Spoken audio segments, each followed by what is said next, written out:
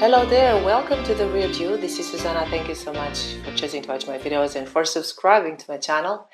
In this video, I'd like to talk to you about weaknesses, as I've recently had a very interesting conversation during one of my coaching sessions on this subject. And as you have probably noticed, my videos aim to correct some misunderstandings. And in our vocabulary, in our daily expressions, sometimes a word can make a whole difference, as it can have a lot of charges. And this is what I want to do with you in this video. I usually see a lot of that in myself and in others, the belief that certain weaknesses are staying in our way as obstacles against that which we want to be or to achieve, whether that is a material or a spiritual objective or goal. And I know what people usually say. How do I correct something if I don't see it as bad or as a weakness? How do I deal with my addiction, for instance, or with my ego if I don't judge it as something bad so that I can fight against it?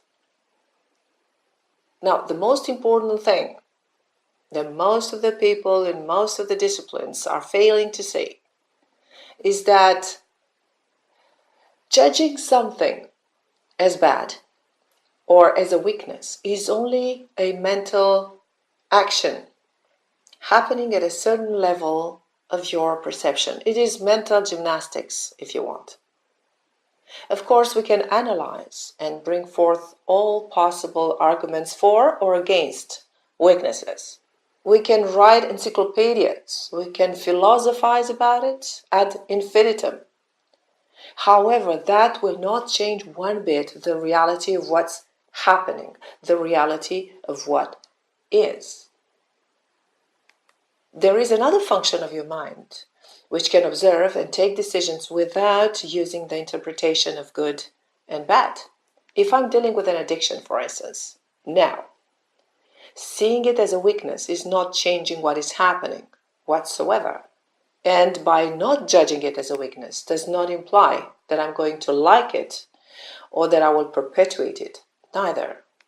Now, the exercise that we are about to do is to help you come out of your emotional, judgmental mind and bring you to a different perceptual tool. Now, your emotional mind is this very first layer of perception. It's like a set of glasses that you're using to look at yourself through this dualistic perspective. You see your good and bad parts. You see your qualities and your weaknesses. But this is just a filter of perception, a representation of who you are. For instance, my body has a left part and a right part. And you all agree with me when I'm saying that, isn't it? And partially it is true. I can draw it that way, and I can picture it in my mind as cut in two, as a left and as a right side. But the reality, the truth of my body's reality is that it's one piece, one organism, one thing. Now, what changes when we do this type of work is simply a shift of perception from this emotional perspective. You're shifting into a more unified, broader, and insightful perception where you have awareness and where you have choice and spontaneity of decision. In the realm of your emotional mind, the one who judges, you don't have choice, and no decision is taken. So when you deal with anxiety, for instance, instead of saying, "Oh my God, I am anxious again, I'm good for nothing, everything stresses me, I'm so weak, I should be better, I should get rid of this, I should fix this," you can go, "Oh, this is anxiety. Is there anything that I can do to help my body or my mind now? Maybe start breathing differently. Maybe change my body posture, for instance. Maybe there's too much vata or wind. Maybe there's too much stress." Because when you stop using this critical, judgmental, emotional mind, then you make space for some other functions of your mind. You allow your mind to find new possibilities of being and of doing. And you can start seeing it as a manifestation of nature, just like a rainy or a cloudy day. Rains and storms are not weaknesses of nature, are they? They are events. They are the result or the consequences of certain processes in nature. And so are your mental and your physical states. When you shift your frequency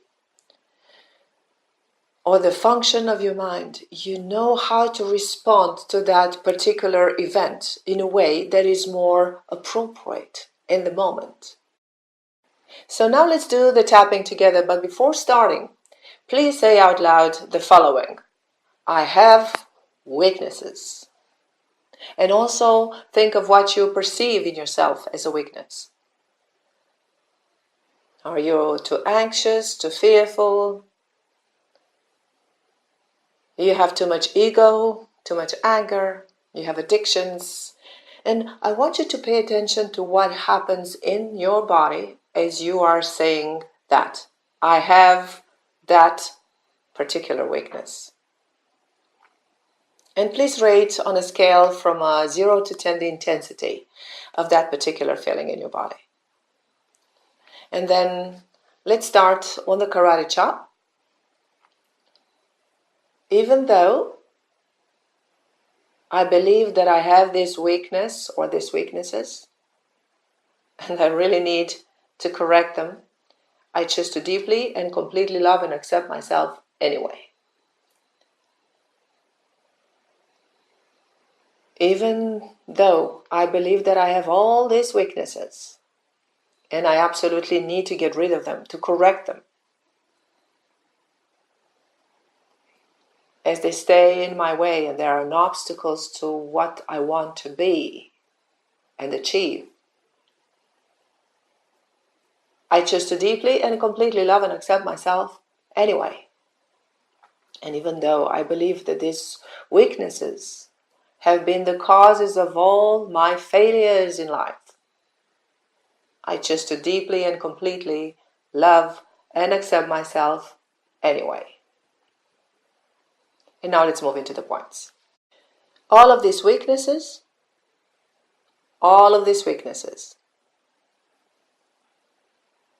please think of all of them, or of that particular one.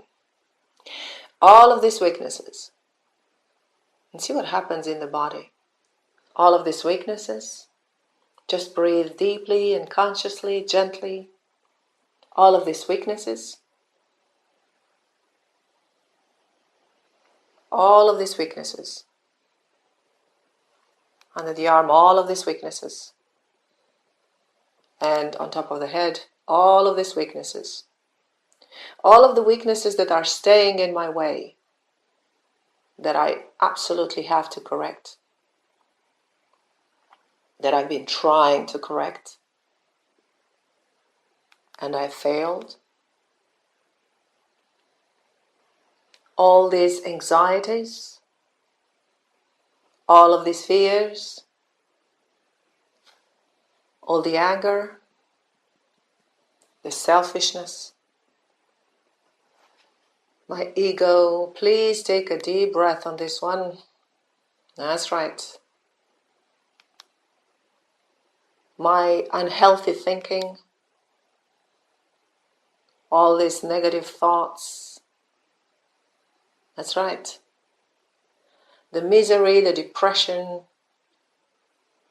my restlessness, my lack of patience,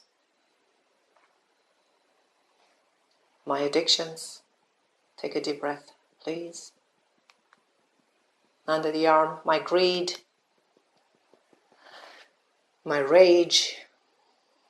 Some of them may apply to you, some less. It doesn't matter. We all have a little bit of each of them. My judgmental nature.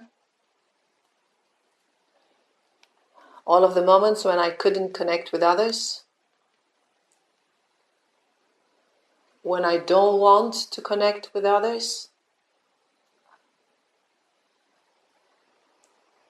All of these weaknesses, please take a deep breath. Just acknowledge that. Breathe gently and deeply, effortlessly, and notice what happens in the body. But if I were to remove this word from my vocabulary, this word weakness, what would all these become? Please take a deep breath. Imagine for a moment, there's no word to describe that, and there's no such thing as weakness. What would all these become? What have I called a weakness that is not a weakness? Take a deep breath, please. How many separations and divisions are there in my world that are dividing my reality in good and bad, right and wrong, correct and incorrect, strengths and weaknesses, success and failure? Take another deep breath, please. How many divisions and separations have I created by looking at my life and at myself from this perspective, from this dualistic perspective? But how can I advance? How can I learn and grow if I don't recognize my weaknesses? How can I correct them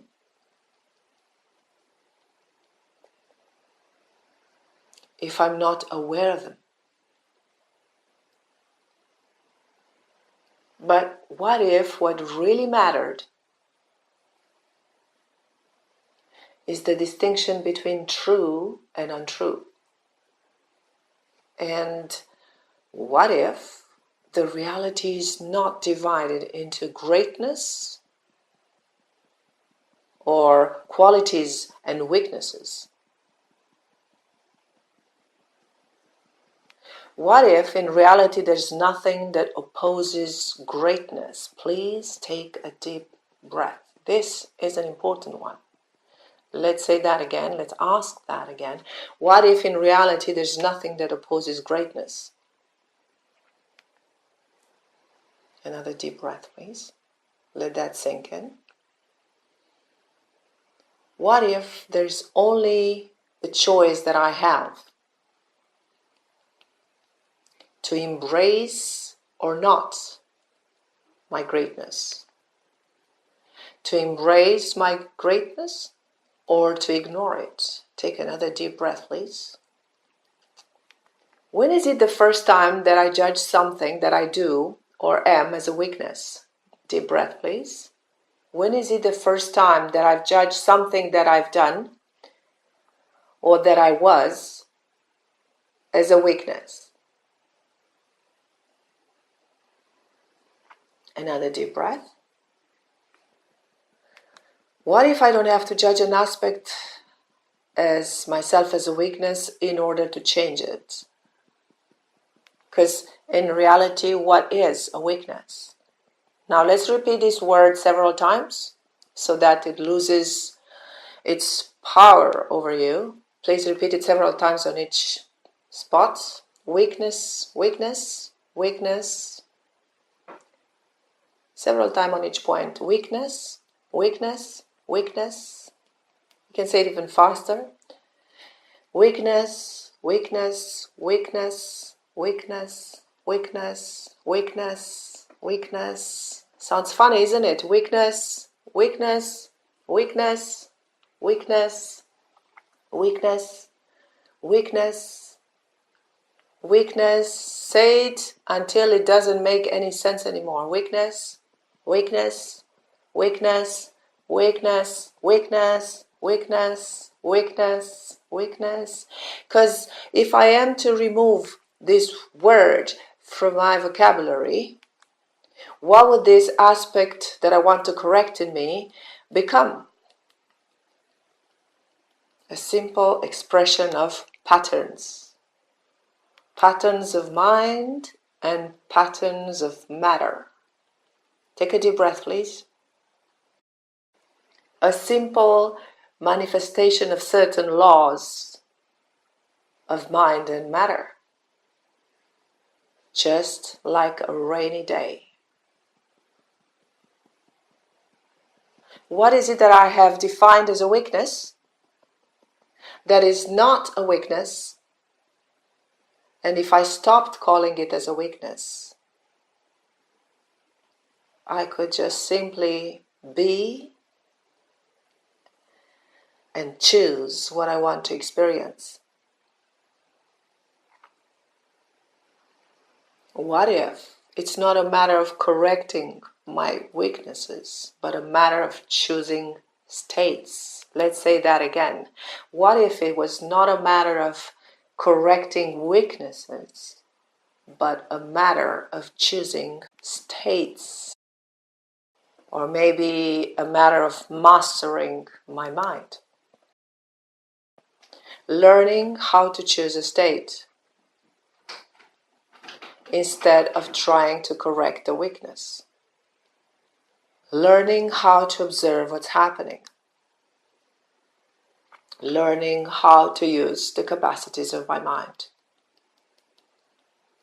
What is wonderful about what I used to call my weakness that I'm capable of seeing now? What is amazing and true about myself that I haven't been able to see in myself until now? What is that unified perception of who I am that I can now allow? A completely new perspective about who and what I am. And I choose to deeply and completely love and accept myself anyway. Very good. Now take a deep breath and drink some water. And allow this session to work for you. Allow this session to be processed by your mind and body. Because if we were to have a very honest and thorough look at yourself and at your life, when and how precisely were you able to correct something just by labeling it as a weakness? So what truly matters to you? What do you really want from your life? What can you now choose that will enable you to be more of yourself and express more of who you are and enjoy this gift that we call life? You can find out so much more about you if you book a session with me. Thanks again for subscribing and liking, and I'll see you next time.